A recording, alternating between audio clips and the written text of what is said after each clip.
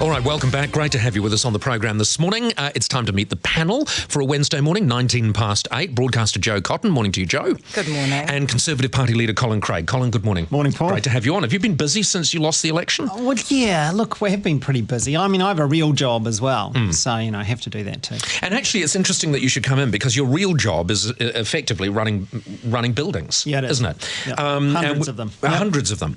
And we were just speaking to the CEO of the ministry that spent $140,000 on a TV. Yeah. What, I mean, is that ever okay? Is it good enough just to say the whole project came in under budget? Oh, it's so easy with public money, though. I mean, who's accountable at the end of the day? I mean, you were saying somebody should be accountable. I think we all agree with that. But within that sort of culture, they just think, oh, yeah, there's a nice screen, let's pop it up on the wall. That'll look great. But you and I know that they could have found one for $5,000. They could have had four worth $5,000 each one showing something about New Zealand, $20,000, the lot's done. Yeah, and it would still, and to be fair... that's quite innovative, and I think that's where they should be. No, that's good. You're an ideas man, Colin. I've always said it. There we go. But the thing is that Joe, my executive producer, said you can get a whiteboard with a marker for $60 at the warehouse. But I like the way Colin's gone on this because he still wants it to look a bit impressive. And I don't want people thinking it's, Uruguay when they walk into one of our government departments. No, but I feel like they should have come to me because I know how to spend with a budget. Like my TV has still got a back on it. It weighs like 50 kg and you have to, you know what I'm saying? Well, that's the only reason it's still there because no one's strong enough to hump it out. We can't get rid of it at this point.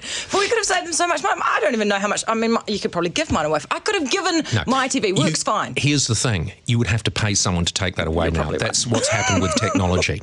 I'm very impressed, actually, because you are suffering the effects of the night before. It's a Wednesday morning, and yet you still managed to come in with flowers in your hair. Oh, yeah, you know what Or it are is. they the flowers from night before? No, they're not. They're not at all. Listen, and can I just clear this up? I'm not, I had a moment where I was dealing with some Game of Thrones trauma, and so I had to fall into a vat of wine. But I'm fine this morning. I'm just I'm still dealing with the trauma of... Did you crawl out or drink your way out? I crawled out, let's be honest. Yeah, it was a sad state of affairs. And you're sitting next to someone who would never do that on a Tuesday night, would you, Colin? No, I wouldn't do it on a weekend either. Oh, you wouldn't? No, I wouldn't. You haven't lived, Colin. You haven't lived. Well, maybe he used to. When was the last time you fell into a vat of wine? I never have that I know of. I have trampled grapes once. What are you doing Saturday? Can you imagine Not this guy? falling into a vat Can of you wine. imagine him? Do you know what I'm thinking, Joe? No. Same as you. You're not going to need a very big vat, are you?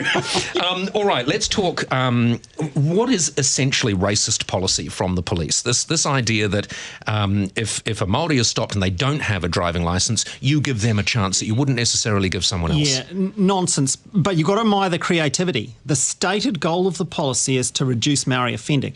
So if you stop giving them tickets and find another way to sort of park it to the side, a bit of education or something, you are reducing Maori offending. The problem is what you're not doing is solving the problem, which is people driving without licences. I mean, obviously, the Conservative Party, we're against this sort of racial discrimination. It doesn't do us any good as a country. I mean, it's never right, is it? I mean, what do you think of this, Joe? Is it ever right to have racially based policy? Oh, I just think it's the whole thing is stupid, obviously. Firstly, I can't imagine any young Māori being pulled over and being said, oh, hey, you know what, we're not going to give you a ticket, but you need some education. Going, you're right.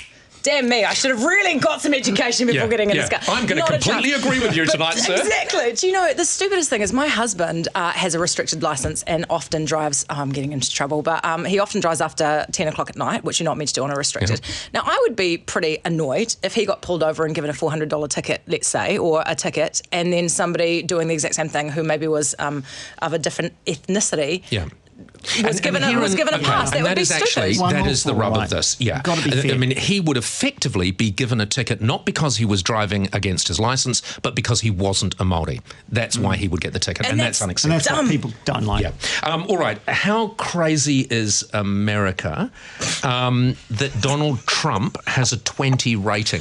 I love this. Because I think Donald Trump, he's so outspoken, he's a media personality. And America, it's going to make it interesting. Otherwise, what have you got? Same old, same old. Oh, it's a Clinton and a Bush. Yeah. So I think this is great for the drama of American politics. Well, do I think he'd get elected? Probably not. But, gee, I love it. I love it. I think he would if he stood here. Would you have him? In your party? I mean, if he doesn't succeed over there and he came over, because he sort of is a conservative. Well, Paul, he is sort of a conservative, but what I like is he's very entrepreneurial and he believes in business success for America. He's been very clear that he doesn't Are like... you putting a pitch towards him? Well, no, not officially. But look, if he does miss out, we've always got that option. I sniff a ring the headline. phone. He can ring the phone. All right, well, that's it. Well, that actually is a ringing endorsement, Joe. What do you think of the Don? I don't mean to be mean, Colin, but I just feel like rich white people just love each other and they hate the gays, and that's why you guys love each other. The guy's been bust Sorry, a number that of was times. just, you went too quick on that. Just repeat that again. I'm just saying the rich white men, they just love each other and back each other up, and they don't love the gays, and that's why I feel like you're all like, yeah, that Donald Trump. Personally, I mean, if people in America, and worse things have happened, they voted for stupider people than Donald Trump. No, At least I don't Donald know if Trump they have. Who? George W.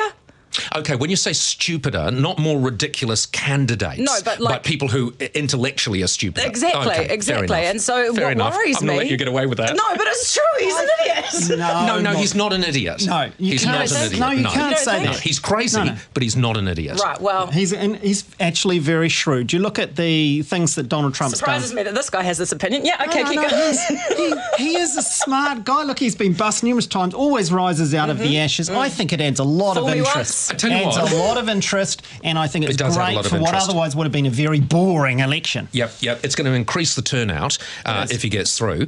But you're right. That was the one thing I highlighted in his past, the fact that he has been bust and he's fought his way back. So he's not stupid. He's no Sarah Palin. It's 25 minutes past 8. Would you have Sarah Palin in your party? Oh, I don't know. Haven't heard from him. I think that's a yes. All right, we're back with our panel shortly. A little party never killed nobody. So we gon' dance until we drop. Let's go on. You got the feeling, jump up to the ceiling. I'll be getting down tonight.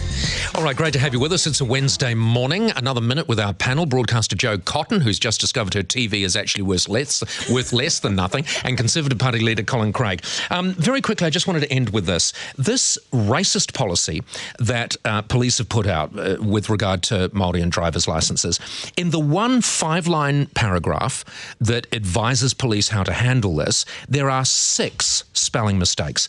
Does that matter, Colin? Well, it does in the sense of you'd like everything to be done very professionally, and spelling mistakes aren't a good look. I mean, I presume they have spell check like everybody else. Well, evidently not. But it doesn't matter nearly as much as the underlying issue, which is the fact we have a policy that is racially based, Absolutely. favouring some, not others. And that's why when I was talking and essentially had it somewhat overturned, the wording anyway, Joe, when I mentioned it, I thought, God, am I being a nitpicker? But somehow it tells me this matters. This is Mickey Mouse. You know what I'm saying? This is a Mickey Mouse operation. Everything about this, and it just proves the point with that ridiculous spelling. If this was Facebook, that person would be just owned by the Absolutely. universe. Whoever that person is. And just for the benefit of viewers and listeners, they couldn't even spell, this is about licenses. They couldn't spell licenses. It's licenses. A breach of the license conditions, but in the next line, the spelling changes again and becomes Licini training rather than license training. And of course, they have to compy, not comply, and an infringement if they don't compy will be ISID. Not the best, really, is it? Colin, thank you so much for joining us. Pleasure having you in. Joe, it's always wonderful to have you both here.